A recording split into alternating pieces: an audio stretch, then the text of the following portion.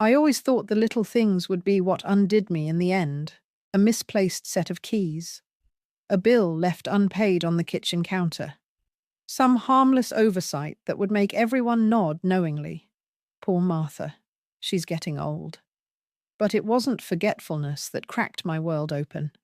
It was a $200 withdrawal. I was sitting at the kitchen table that morning, sorting through a stack of mail I'd been avoiding, when I noticed it.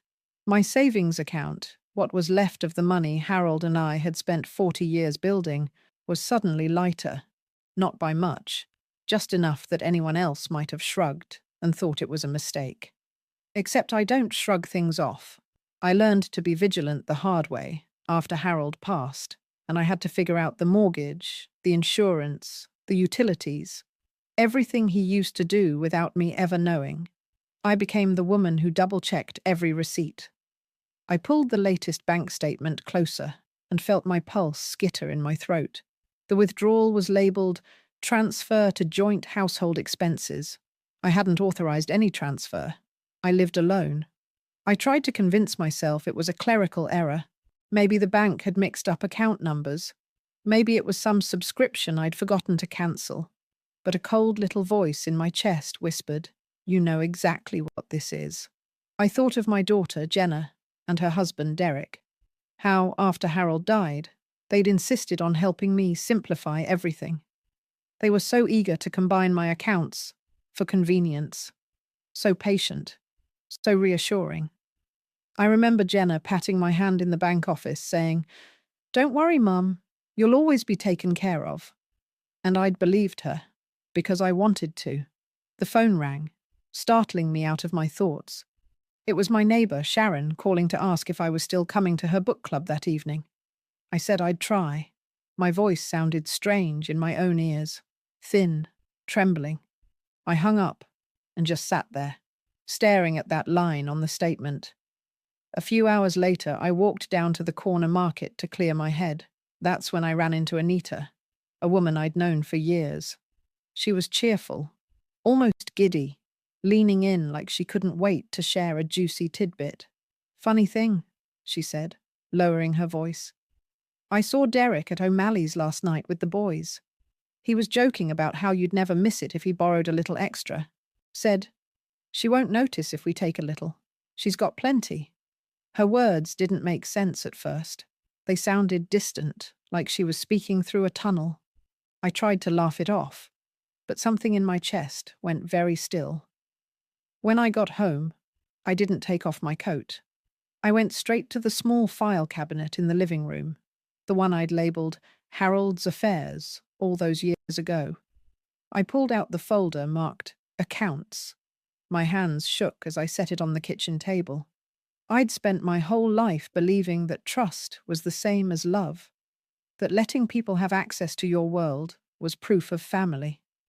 But that afternoon, as the late winter sun slid across the floor, I began to understand something I wished I'd learned sooner.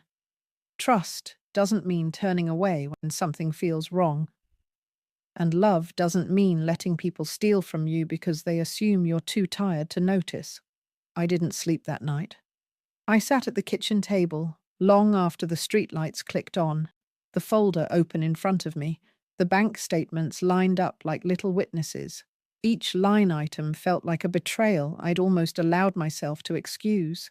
Because that's what I'd always done, excuse things. When Jenna was in college and called crying because her financial aid hadn't come through, I'd driven across the state to hand her a check. She didn't even have to ask. When Derek lost his job 2 years later, I paid their mortgage for 4 months so they wouldn't lose the house. Every Christmas, every birthday, every moment when life pressed too hard, I was there with my checkbook, telling myself it was what Harold would have wanted. And maybe he would have. But I think, if he were here, he'd be ashamed of how small I'd made myself to stay useful. I traced my finger down one of the statements, pausing on the $500 withdrawal labeled emergency funds. That was 2 weeks ago. I tried to remember if Jenna had called to say something had happened, if one of the kids was sick or the car had broken down. But there had been no call, no text, no knock on my door. Nothing. The worst part wasn't the money. It was the certainty that they hadn't even thought twice about taking it. That somewhere, over dinner or a casual glass of wine, they'd convinced themselves it was harmless. Just a little. I remembered Derek's laugh. He always had that smug, too loud chuckle that grated my nerves. I could almost hear him saying it. She won't notice. She's old. She won't remember. I pressed my palm to my chest and closed my eyes, willing the hot shame to settle. This was how it started, I thought. The slow erosion of respect. The way people begin to treat you like a relic, useful only for what you can give. The kitchen clock ticked into the early hours. I tried to picture the version of me they thought they were stealing from. A doddering old woman who didn't know better. A woman who would nod and smile and pretend not to notice. But that wasn't me. Not really. I had survived too much to be undone by their greed. I'd buried a husband. I'd fought cancer. I'd rebuilt my life more than once. And now I was supposed to sit here, silent and grateful, while they treated me like a living bank account. No. I felt something tighten in my chest. An old, familiar strength I hadn't felt in years. The same feeling that had carried me through the worst days, when Harold's hospital bills piled up and the house almost slipped out from under us. It was the feeling that said, "You have been underestimated before, and every time you have proven them wrong." I stacked the statements in a neat pile, slid them back into the folder, and stood. Tomorrow, I would find out exactly how much they'd taken, and then I would decide what to do about it. I woke up before dawn, the house still and dark around me. The folder sat on the kitchen counter, waiting. I brewed a pot of coffee and carried my mug to the table like it was armor. I spread the statements out again, this time with a yellow highlighter in one hand and a pen in the other. Line by line, month by month, the story revealed itself. It wasn't just one or two transactions. It was dozens. I found withdrawals for household expenses I'd never agreed to, payments to a landscaping company I didn't use, even a recurring charge for some fancy meal subscription box. And always the same pattern. Amounts just small enough that I might have overlooked them if I hadn't been paying attention. Just small enough that they could convince themselves it was harmless. When I finished, I sat back and stared at the numbers. Over $6,000 in the last year alone. I thought about Jenna, sitting across from me last Thanksgiving, gushing about how grateful she was for everything I did, how she'd kissed my cheek and told me I was the glue that held our family together. And all the while, she was stealing from me. I pressed the heel of my hand to my forehead. My cheeks burned with humiliation, but underneath the embarrassment was something colder, something that had the shape of rage. I picked up the phone and called Jenna. She answered on the third ring, her voice groggy. "Mum, is everything okay?" I took a deep breath. "Jenna, I need to ask you something. Have you been using my accounts without telling me?" There was a pause. The kind of silence that stretches too long. The kind that tells you everything before the person opens their mouth. "Mum," she sighed, "I think you're confused. We talked about this. You said we could use the funds if there was an emergency." "That was for emergencies," I said, my voice sharper than I'd meant. "Not meal kits, not landscaping, not things you wanted but didn't need." Another pause. Then she laughed. High, brittle. "Oh, come on, it's not like it's hurting you. You have enough. We're just taking a little." Just a little. I felt something go flat in me, like a candle blown out. "You didn't think I would notice?" "Mum," she said, her voice dropping into that patronizing tone she used when I mixed up appointments. "Don't make this into a big thing. It's just easier this way." "Easier for who?" I whispered. She didn't answer. I hung up. My hand was shaking so badly, I had to set the phone down on the counter to keep from dropping it. I stood there for a long time, watching the first pale stripes of dawn push through the curtains. All those years I had spent trying to be the good mother, the dependable one, the safe place everyone returned to. And this was my reward, being picked over like I was already gone. I walked to the window and rested my palm against the cold glass. No more, I thought. They wanted to see how much I'd tolerate. They were about to find out I'd reached my limit. That morning, I didn't bother changing out of my robe before I called the bank. I sat at the kitchen table with my cup of coffee, cold now, and listened to the hold music drone in my ear. My heart thudded in my throat like it did the day Harold died, the same dull, sick dread that something irreversible had happened. When the banker finally answered, I tried to keep my voice steady. "My name is Martha Reynolds," I began, smoothing the edge of the folder with my free hand. "I need to review all recent transactions on my accounts, and I want to discuss options for securing them." She was polite, efficient, almost painfully cheerful. "Of course, Mrs. Reynolds. I can help you with that. Do you have your verification information?" I rattled it off. Account number, social security, Harold's old work ID. All the details I'd kept memorized, even when everyone assumed I couldn't. When she started reading the list of transactions aloud, I closed my eyes and let the numbers blur together.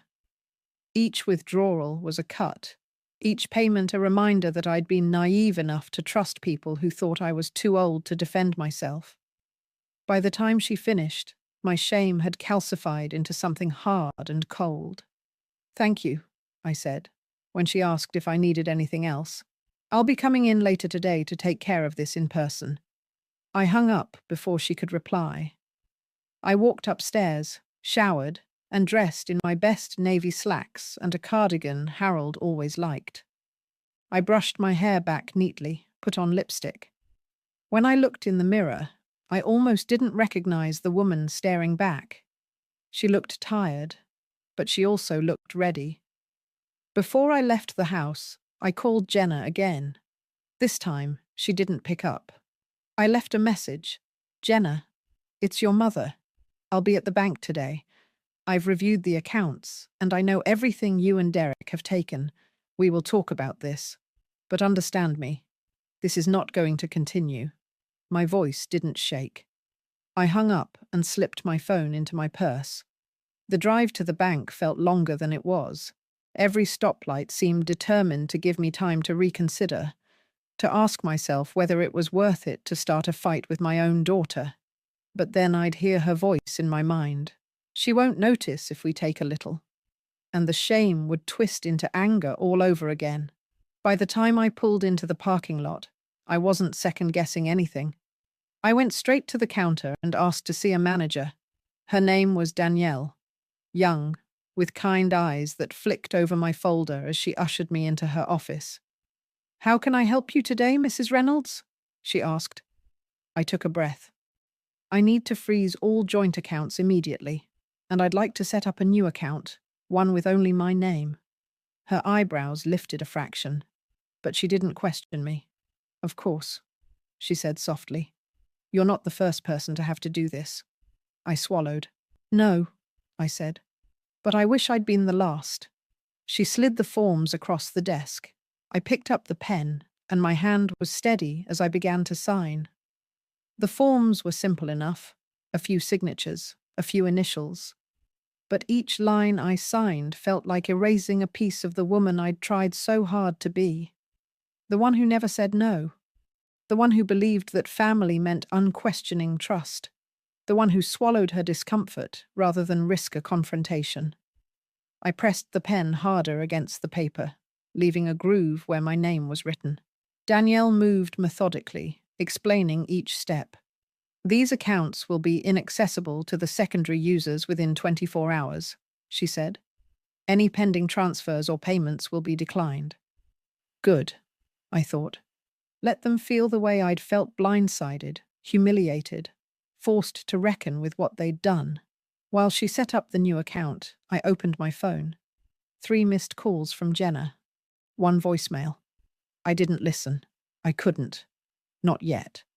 Instead, I focused on the screen in front of me, the clean new account bearing only my name, no co-signers, no authorized users. Danielle turned the monitor so I could see it. "You'll receive a new debit card in the mail within 5 to 7 business days," she said. "Is there anything else you'd like to do today?" I hesitated. Then I pulled out the list I'd made the night before. Every automatic payment, every subscription, every hidden tether tying me to their expectations. "I'd like to cancel these," I said, effective immediately.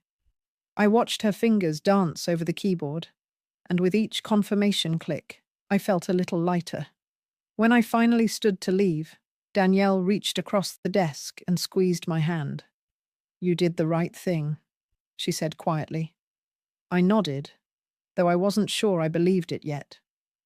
In the parking lot, I sat in my car for a long time, staring out at the grey sky. For so many years, I told myself it was easier to look the other way, that it was kinder to let them take what they needed, that saying no would only drive them away. But they had driven themselves away. And now, for the first time, I was the one shutting the door. When I pulled out of the lot, my phone rang again. I let it go to voicemail. By the time I got home, Jenna had sent 4 texts. "Mum, what's going on? Did you change the account? We can't pay the bills. Call me right now." I set the phone face down on the kitchen counter and made myself a cup of tea. I drank it, standing at the sink, staring out at the backyard. The wind was picking up, tossing the dead leaves across the patio. For once, I felt no urge to pick them up. Let them scatter. It didn't take long for the storm to hit. By morning, my voicemail box was full. Jenna's voice wavered between outrage and desperation. "Mum, you can't just freeze everything. We have responsibilities. You're overreacting. We didn't do anything wrong. Please, just call me back." Derek was less diplomatic. His messages were short, sharp, and full of venom. "This is insane. You're punishing us for nothing. You're going to ruin us over a few withdrawals?" I let the phone ring, over and over, until it fell silent. For the first time in years, the quiet didn't feel lonely.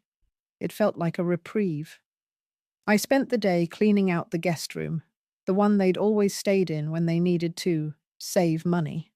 I stripped the sheets, boxed up the toys their children had left behind, wiped the dresser clean.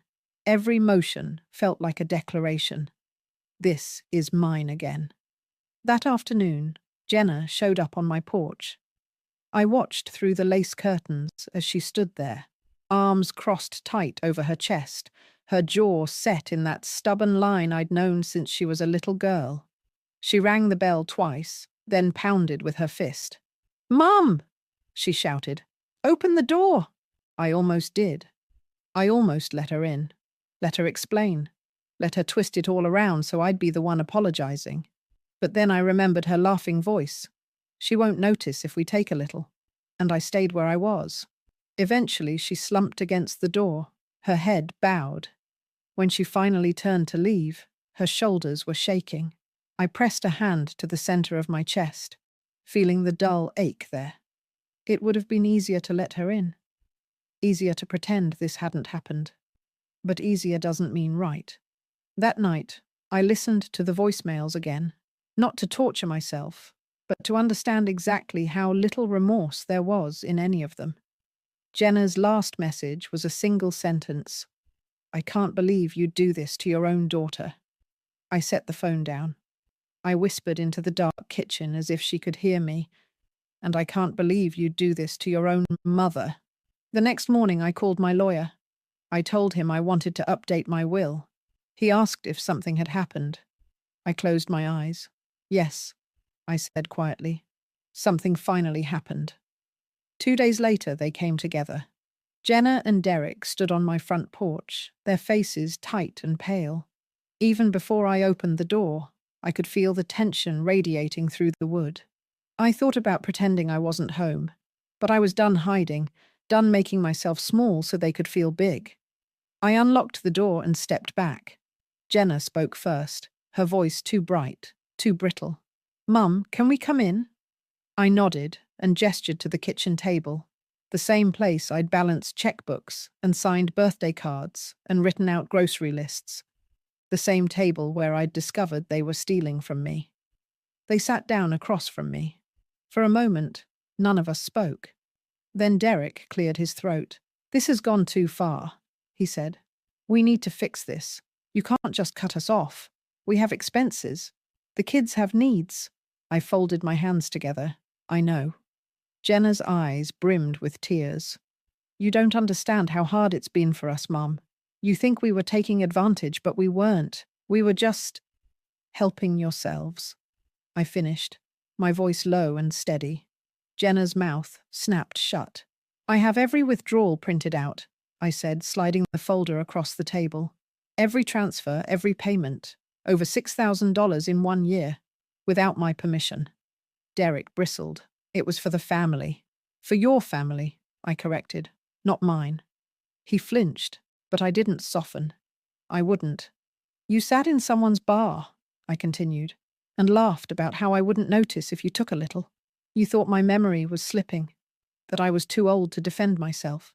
Jenna wiped at her cheeks, her hands trembling. "Mum, we didn't mean to hurt you, but you did," I said simply. Silence pressed in from all sides. I could hear the refrigerator humming, the old clock ticking over the stove. Finally, Jenna spoke again, her voice small. "What do you want us to say?" I looked at her. Really looked. The daughter I'd held as a baby. The girl I'd sat up with during fevers. The woman who'd become a stranger. "I don't want you to say anything," I said. "I want you to hear me." I leaned forward, my hands flat on the table. "I will not be your safety net anymore. I will not let you use me to cover the parts of your life you don't want to face. If you think that's cruel, I suggest you ask yourselves why you think you deserve everything I have." Derek shook his head. "You can't just—" "Yes," I interrupted. "I can."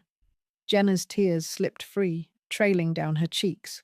"But we're your family," she whispered. I closed my eyes, fighting the urge to reach for her hand.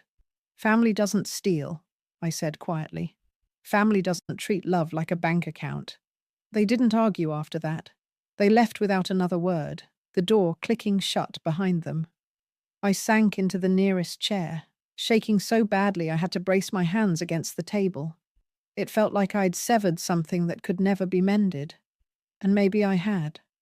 But in the quiet that followed, I also felt something else. Relief.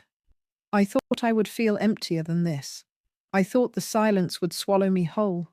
But as the hours passed, I felt lighter, like I'd set down a burden I'd been carrying so long, I forgot it wasn't part of me.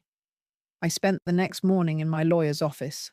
Mr. Harlow had been handling my affairs since Harold died, and he didn't ask many questions when I handed over the updated documents. "I'd like to amend my will," I told him, my voice clear. "Everything goes into a trust, for my grandchildren, not their parents." He looked up from his notepad. "Are you sure?" I thought about Jenna's tearful face, Derek's angry sputtering, and the long years of excuses that had turned me into something useful instead of something loved. "Yes," I said. "I'm sure." He nodded once. "All right, Martha. We'll make it official." When I left his office, the winter sun was shining bright and brittle across the sidewalk. I tilted my face to it, feeling the warmth even through the cold. I drove home with the windows cracked just enough to let the air in. For the first time in years, I wasn't wondering who would be calling or what they'd be needing next. That afternoon, I baked a pan of cornbread, just for myself. I ate it warm from the oven, the butter melting across the golden top. I didn't save a piece for anyone. When the phone rang, again, I didn't answer.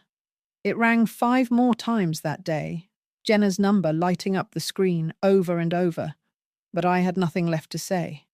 In the evening, I sat in the living room with the folder of statements on my lap.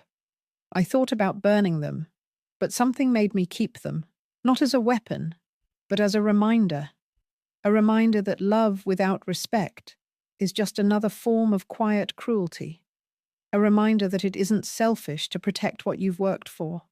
A reminder that sometimes the most loving thing you can do for yourself and for the people you've raised is to draw a line they can't cross.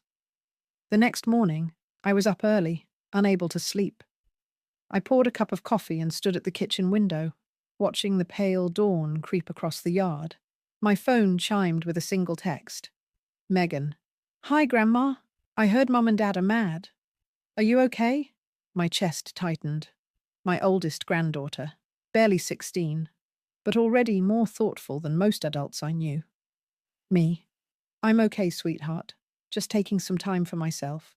A moment later, the reply. Megan, I love you. I'll come visit soon. I read the words twice, then a third time, feeling something soft and fragile bloom in my ribs. Maybe I hadn't lost everything. Maybe there were still people who saw me for who I was, not what I could give. I closed my eyes and let that truth settle over me like a quilt. I would be fine. I would be free. And I was finished pretending to be grateful for the scraps of affection handed to me by people who thought I wouldn't notice when they took just a little.